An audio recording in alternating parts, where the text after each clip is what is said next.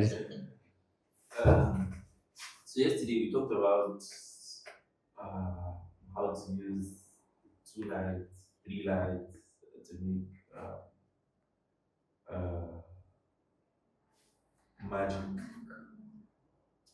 We were taught how to use the key light and the fill light, and Okay. then we're also taught how to use uh, two lights when we want to create an image which needs or requires three lights. But then there are ways that we're taught that you can use two lights to create an image that looks like three lights were used.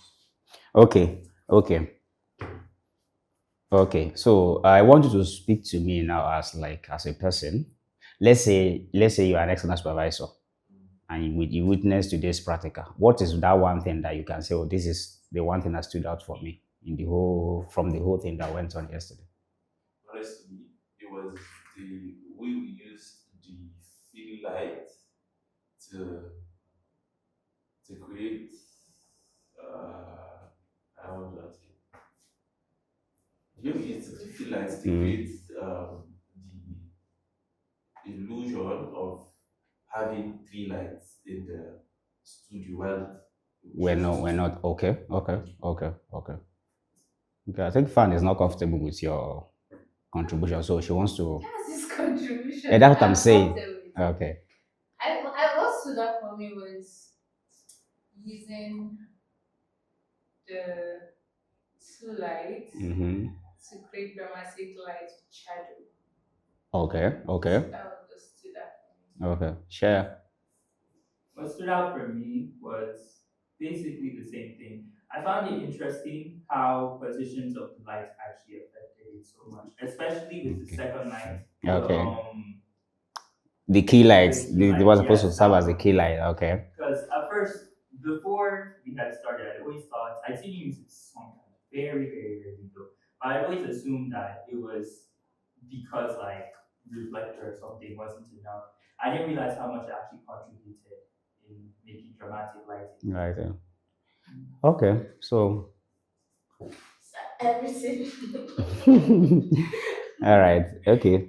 Okay. Separation and everything, like how we're able to see, like we were able to see magic yesterday. Actually, Okay. so Okay. much. That's how I feel every class. Okay. So it's an eye opener to us. Okay. It's very important that we have this kind of conversations because my if you observe very well, I'm not just teaching you.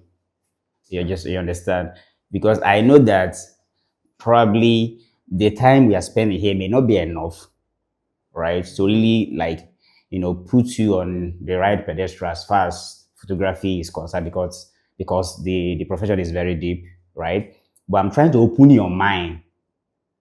You understand what I'm saying? I'm trying to open your mind that it has to do with creativity. If you can think it, then it means it is possible. You understand what I'm saying now? So if you think it is possible, it means it is possible. So once it comes to your mind that it is possible, you shouldn't be troubled, right? So your concern is how do I get it done? So and don't be limited with what you have. You understand what I'm saying now? Don't be limited with what you have. Say, oh, I want to do this now, but I don't have this. And you have something with you. As far as you have something, even if you don't even have anything, at least you have brain. You understand? So there's a reason why the photography foundation or the photography is built on the foundation of natural light. It's built on light generally. Because from the early stage when the idea was conceived, there was no strobe, there was no softbox, there was no LED light and all of that. So God already provided us with the natural light that out of human creativity, it got us to where we are today as a professional photographer. So it's very important that you open your mind to all of these things. All right, today we're going to look at, so from the yesterday conversation and the practical and everything now, you know what lighting is all about. You know how to use one light, two light, three light, and even if it is modern, you understand what I'm saying now. And you also know that, okay,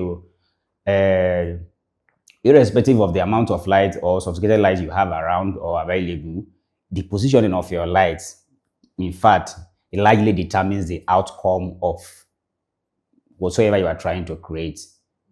You understand what I'm saying now? So today we are going to look at what was it called, post production workflow, right? Yeah, we just get into it. Today is also going to be both practical and both theory and practical. We just have some notes first, then before we go into the practical.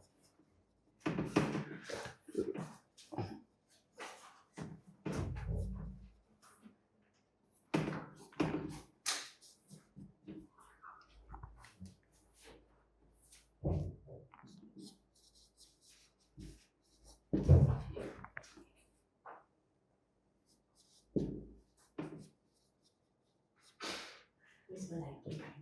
No,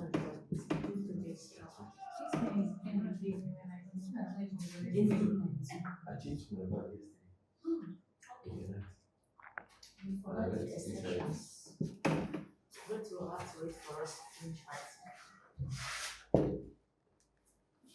Can you carry the extra? Yes, ma'am.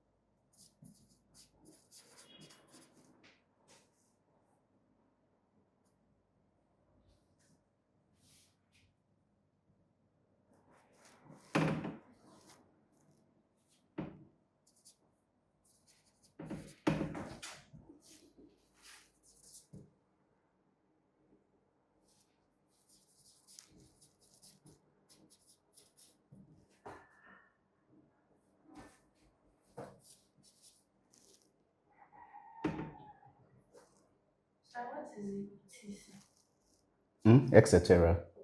What is the exception? Like when you're measuring something and you cannot measure it. She wants to know after Capture One, Photoshop, and Lightroom, which other app is there? That's what she wants. Is that what you're saying? Yes, sir. You are looking for the ones for phone, Abby?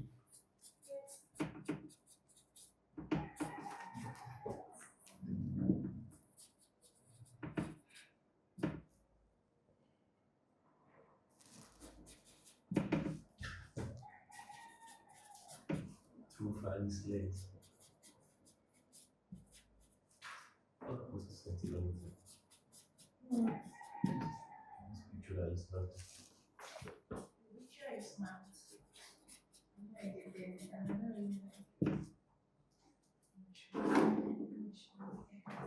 So nice painting. Whatever it is.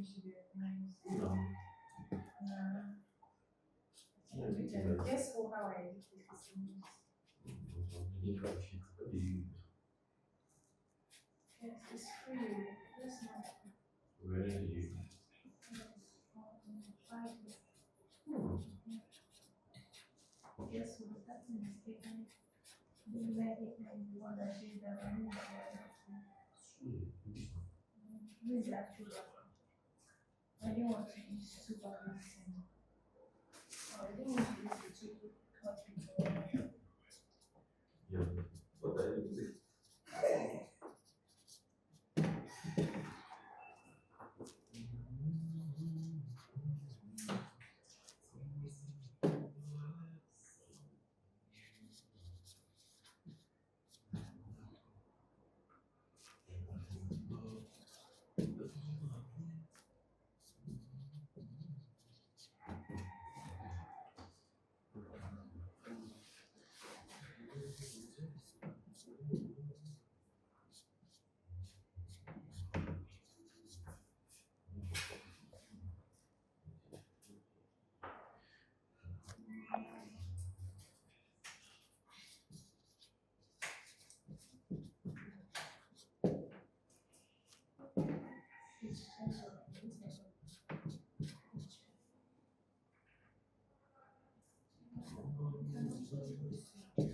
Yeah, well, it doesn't have that memory card, so it's not high value.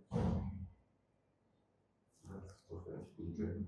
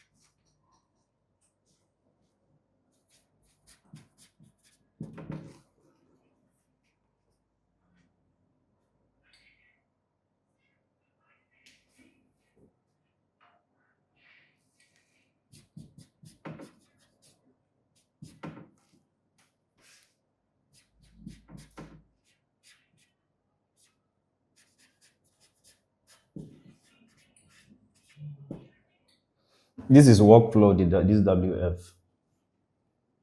I've abbreviated it. This is workflow.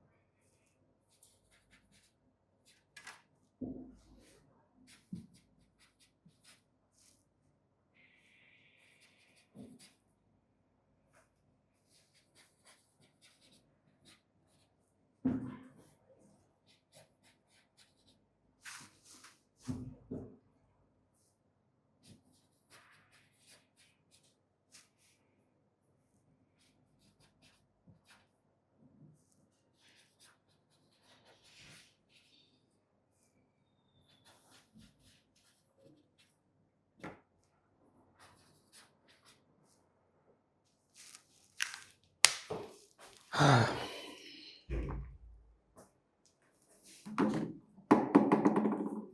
I think this answers your question. That your yesterday question. Was it yesterday or day before yesterday? Or last week? Was it yesterday? Yeah. When you were asking that, why do we still need to edit? Especially when you have a good lighting, nice camera, and everything. No, it was yesterday. I asked. Yesterday. So Yeah. I asked that if you have perfect lighting, Yeah. you need to still touch the light in Lightroom. Yeah. So this answered the question. You understand? So, the word post, what does it mean? Post after, thank you. So post production. So here, it's a common language when you hear photo shoot, let's go and do shoot, let's go and do shoot. But ideally, it is called production. You understand what I'm saying now? So most people that normally use this terminology, I think they are those in the movie industries, go for production and all of that. But photographers, we are used to a photo shoot, let's go and do shoot. But ideally, it is production. You understand? From booking, shooting, down to when it will be time for you to edit, it's called production.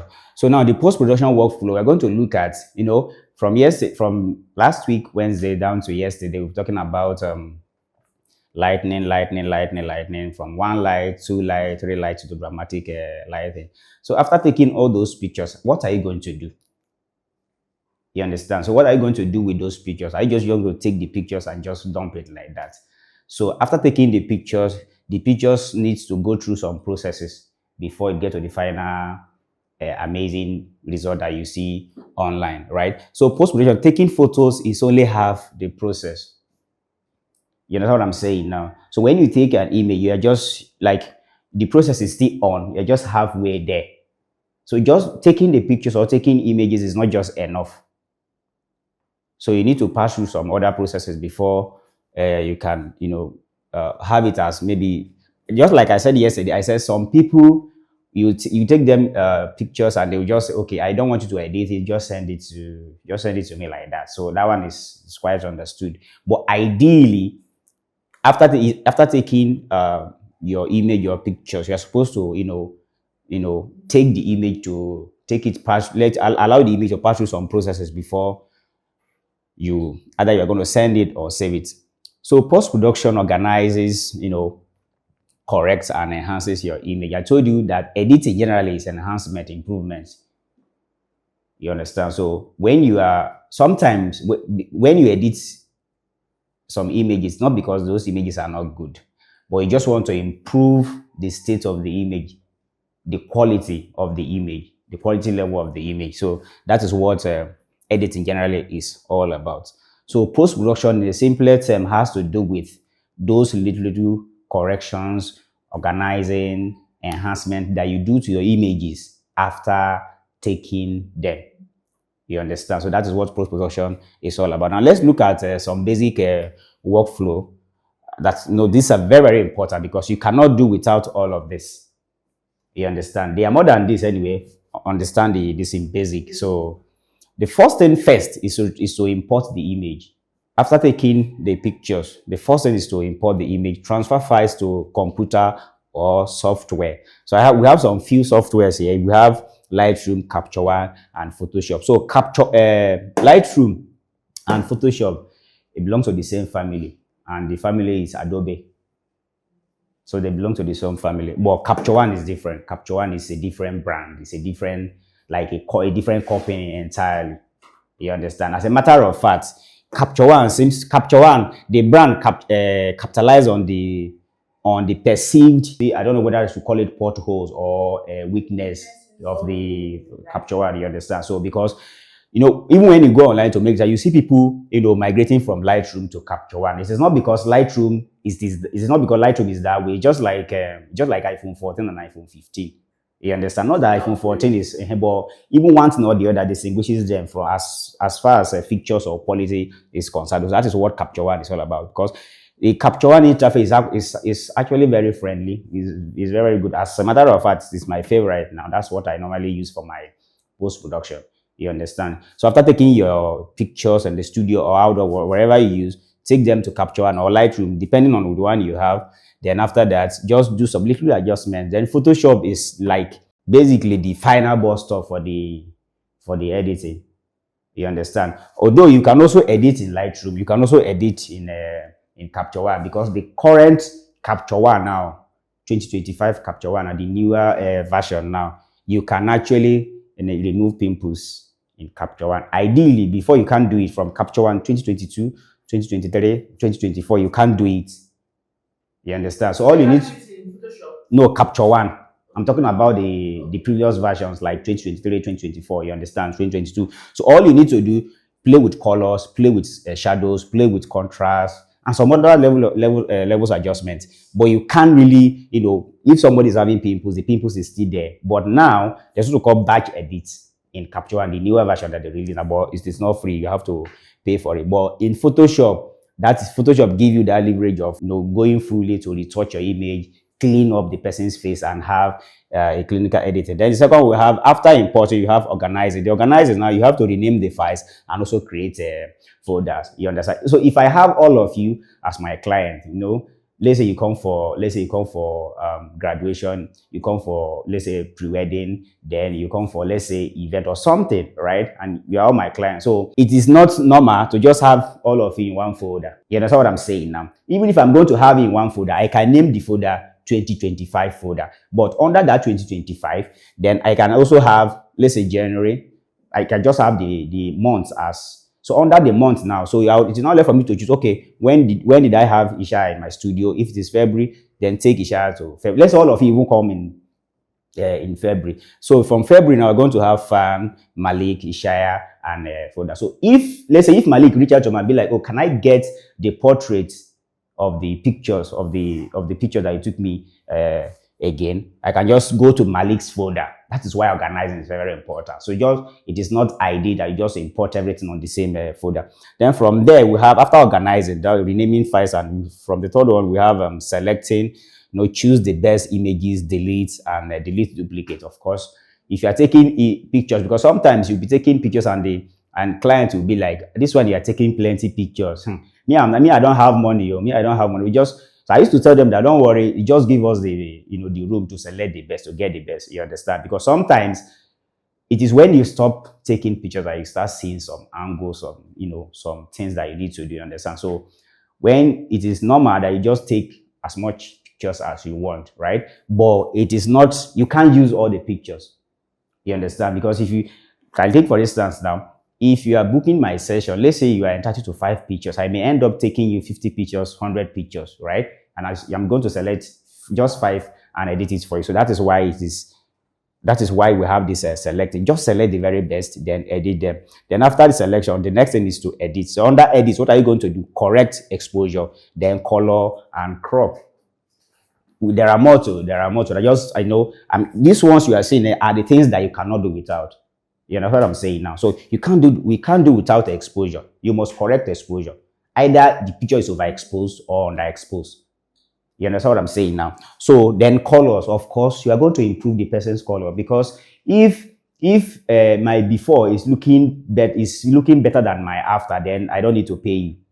You understand what I'm saying now? So from the editing, the after is expected to be far more better than the before, and this color that's popping out, the color, the dress, the skin, the environment, and everything. That is what will improve your images. Then after that, the next thing is to import the image, save in appropriate format. Then the appropriate format is for JPEG for sharing. That, like, take for instance now, some of the pictures we'll be taking them. I showed you guys how to take image in JPEG and in RAW format. You understand? So I told you that the RAW format allows you to have full control, go to any length to edit the image, you understand? But when it is in JPEG, it means that what's it called?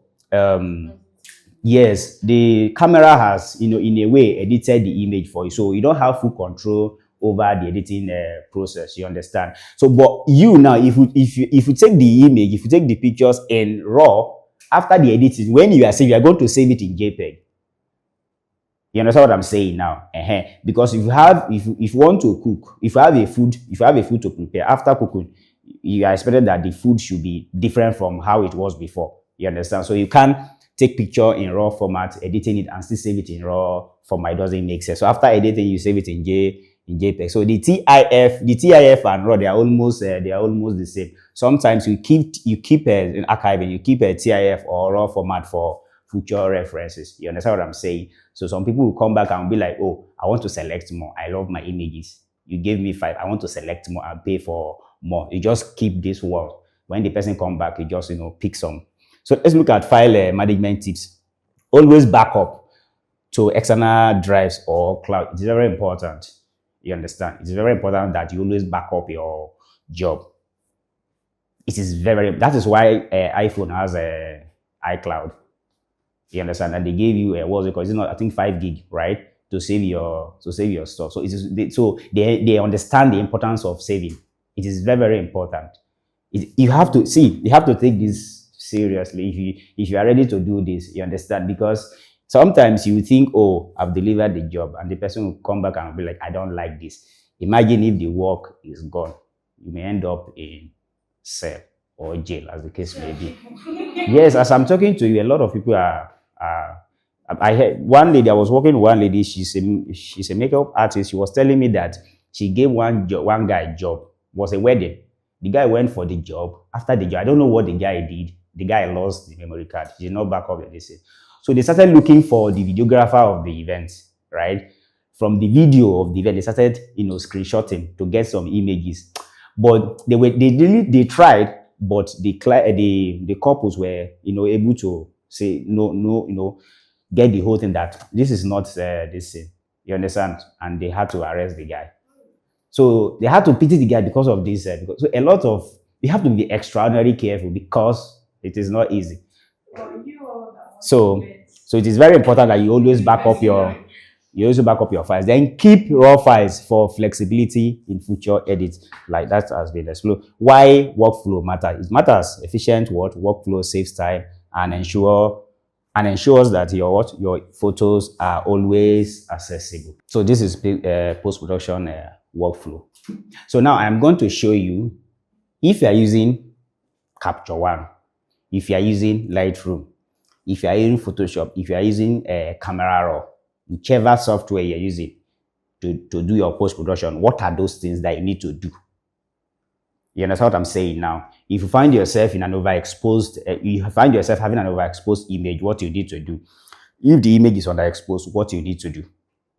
So now, that is what will make us to go into the software now and do something. So whatever I'm going to show you is something that is general, something that is applicable to whichever software you find yourself using. You understand? So now I'm going to use Capture One for the illustration, but that doesn't mean that you have Lightroom, you are not going to use, because no, we can't use all of them. Do you have all of them?